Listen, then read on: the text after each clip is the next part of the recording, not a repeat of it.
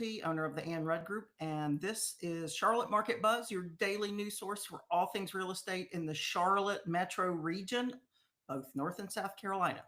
So today, I think it's June 12th. It is a Thursday. Is it a Thursday already? Man, these weeks are going by. June is coming in hot and quick. June 12th.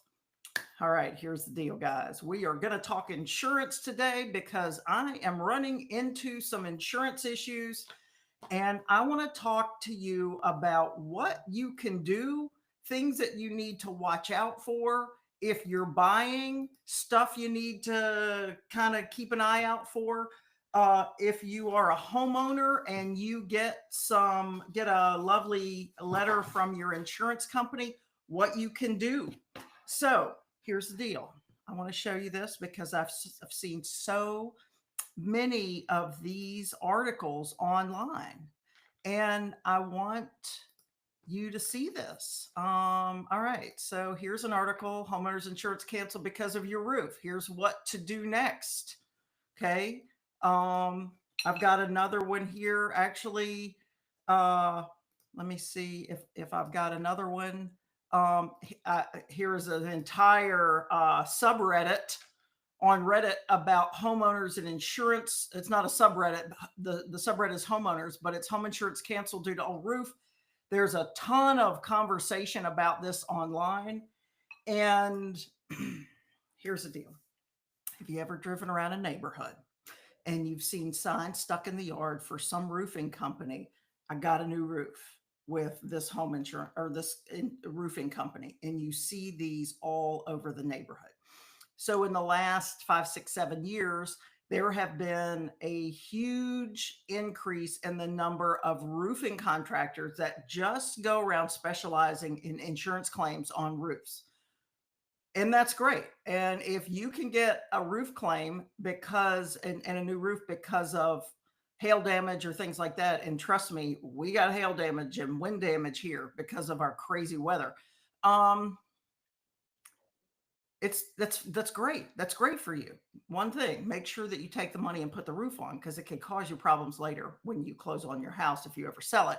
But the other thing is that there's always a cause and effect. Okay.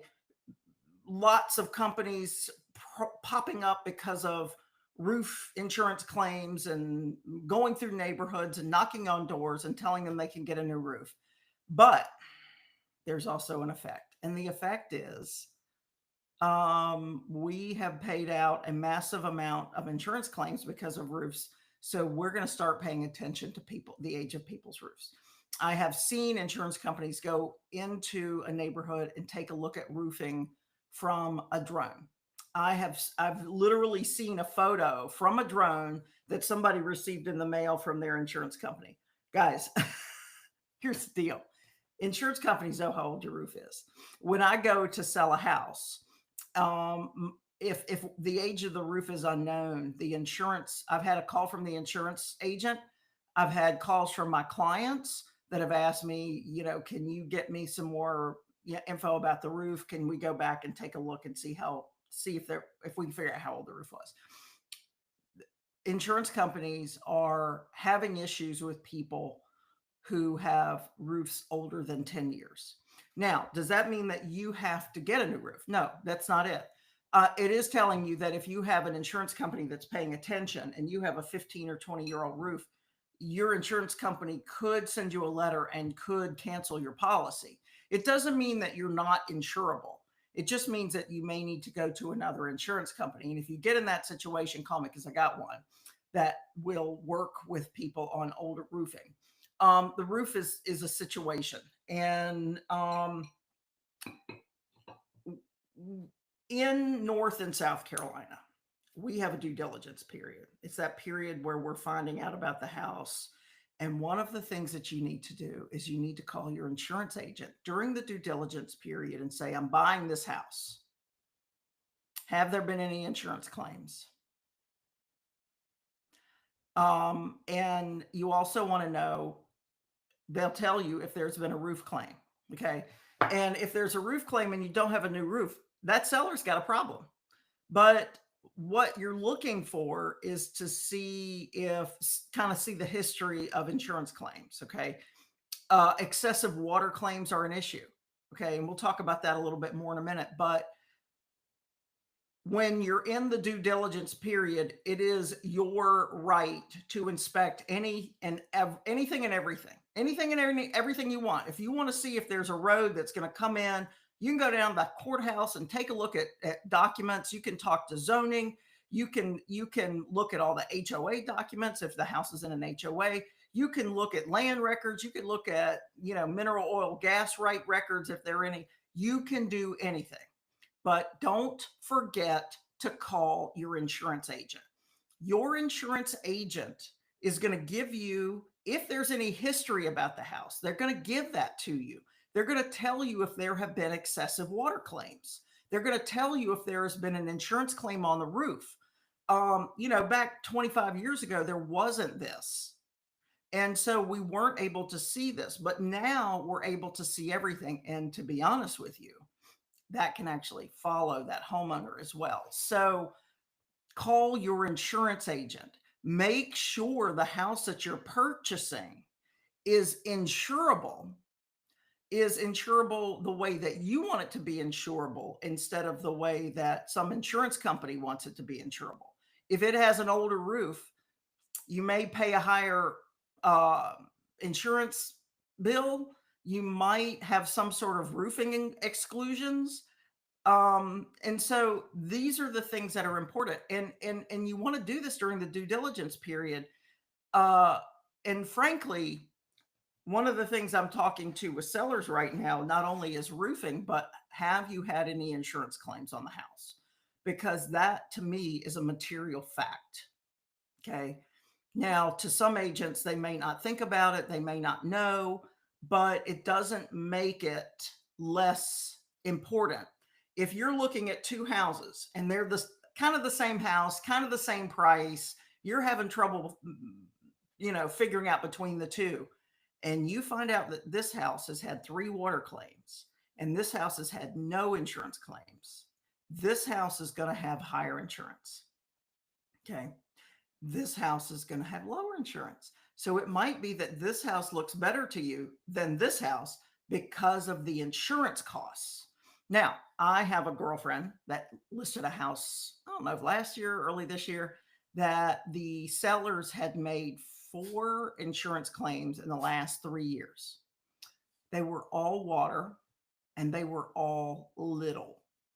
Like the connection to the washing machine broke or was leaking and damaged the flooring. Well, they made an insurance claim to get a new floor in there, which probably maybe might have cost $400 or $500. But what happened is the buyer for their property went to get insurance on the house, homeowner's insurance. And the insurance company that they talked to said, well, we're not insuring this house. It's uninsurable. That's what they said. Now, when you say the word uninsurable to a buyer, everybody's going to freak out. No, it wasn't uninsurable, but were insurance costs higher? Yes. Did the sellers let my girlfriend agent know about these water claims? No. And to be honest with you, because there was a lack of disclosure by the sellers, if it was my client that wanted to walk away from this transaction, I would have lobbied very heavy to get their due diligence money back because the seller did not disclose material fact. So if you're a seller and you have made some insurance claims, even if it's a roof insurance claim, you want to disclose that. Okay. These are things that can cause insurance for a home to be higher for that next property owner. So disclose insurance claims, disclose water claims. You don't have to disclose what it was. If it has been repaired correctly, it has been remedied. And according to North and South Carolina, you don't have to really disclose that. I mean, I always think it's better to disclose than not, but you don't have to go into a lot of detail. You can say, hey, we had a water pipe that burst. we had some damage. It's been repaired. We have invoices and everything. And yes, there was an insurance claim. But if you've got a buyer that is purchasing your home, they're going to find out if you've had insurance claims. So what I'm saying is disclose, disclose, disclose. Okay.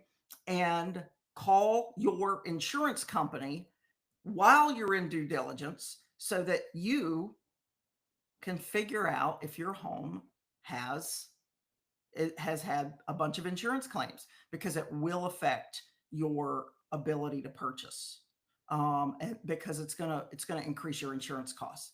I want to talk about one other thing with insurance, because and it's not generally people when they go to buy a home, they're they're looking for the cheapest rates for insurance, and I get that. But here's the thing: if you bought a house in 2018 and you still live in that house today, I promise you your home is underinsured if you have not increased the limits on the value of the home. I purchased a house a few years ago before COVID and sold it after COVID. And during that process, I was looking at my insurance documentation, and they had a replacement value of my house of $250,000. Now, this was an all brick, single story, two-car garage, full front and back porch, covered front and back porch, huge patio. Like there was no way that $250,000 would replace that house. And so I went back. Also, I had acreage. I had a barn. I had two barns. So I had all sorts of things. So I actually went back and talked to my insurance agent and said, look, I am pretty sure I'm underinsured. And not that I want my insurance costs to go up, but I also don't want to be stuck with having to put spend $250,000 to replace this house, which we all know there's no way. So we ended up putting a replacement value of $600,000 on the house, 125,000 on the barn, 50,000 on another barn. And yes, did my insurance go up? Yeah, it did. It went up. But I also know that I could have replaced that house or that barn if there was a fire, a tornado. And look, I've had a house, owned a house that was hit by a tornado. So trust me, if it can happen to any of us, it'll happen to me. But not only that, like you want to be prepared. But what you don't want to do, and I want to get back to this insurance thing, you don't want to be excessive with insurance claims. A few years, a long time ago, my first house, we had polybutylene piping in the house. Didn't know it. I didn't know anything about polybutylene piping. My agent didn't tell me. I was not a realtor at that point. I didn't know. And I woke up one morning to water cascading down the stairs, the upstairs bathroom in the hall. The water pipe had burst and didn't hear it. And it cost about $100,000 to put this house back together. And it wasn't a very big house. And we had to have a claim on our insurance. And as a matter of fact, we had a second water claim on the property because of that same polybutylene piping. And so at that point, the insurance company said, okay, we're going to pay to have your house replumbed. And sure enough, it did. We had all the plumbing redone so that wouldn't happen again. But there were two significant insurance claims, and that was back before you could track those insurance claims. But that was certainly something that happened. And so be cautious with making insurance claims. If you do make insurance claims, use that money to repair your home. Use that money to put that roof on your house, because it will come back to bite you at closing if you haven't done that. And don't make a bunch of claims. Okay. It's going to hurt you. And also disclose if you've made water claims. If you've made a roof claim, I would disclose that. Why not?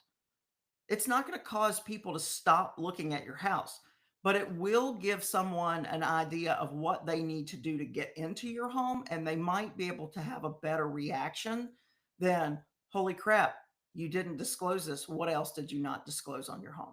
So that's kind of my conversation today. I'm running into it quite a bit when I have a client that goes under contract on a home. I tell them first things, go talk to your insurance agent, get a quote for insurance. If you're really tight on your debt to income ratio, we can go to we have some cheap insurance companies that will help us. And then afterwards, you can go back and have your policy reviewed and increase the value of your you know home replacement if you need to. But it's important for you to understand that insurance can keep you from purchasing a home. It can be problematic when you're selling your home if you've made these insurance claims, if you've made excessive ones, or if you've made them and used the money for other things and not the repairs, like take the roof money and not do the roof. They will find out. So that's what I wanted to talk about because this is something I'm seeing a lot right now. I need to know, and I look at property disclosures all the time, and I see things like unknown age of the roof. This is becoming an issue. Figure out how old your roof is. If you're thinking about selling your home and your house has an older roof, 20 years old, 30 years old, it's time to start looking at a roof replacement before you put that house on the market. I don't know. I can't say right now if it would keep someone from buying your home, but I think that you won't be able to maximize the amount of money you get from that house if you have a 20 or 30-year-old roof. So that's all I have to say about that. I hope that this has been informative for you. If you'd like to get on my newsletter, shoot me come on over to Charlotte Market Buzz, CLTMarketBuzz.com. Sign up for my newsletter. I will not spam you. It's a once a week newsletter. And hopefully I will see you here again tomorrow, 8:30 a.m., Monday through Friday. And I hope that you have a fabulous Thursday. Take care. I'll see you tomorrow. Bye.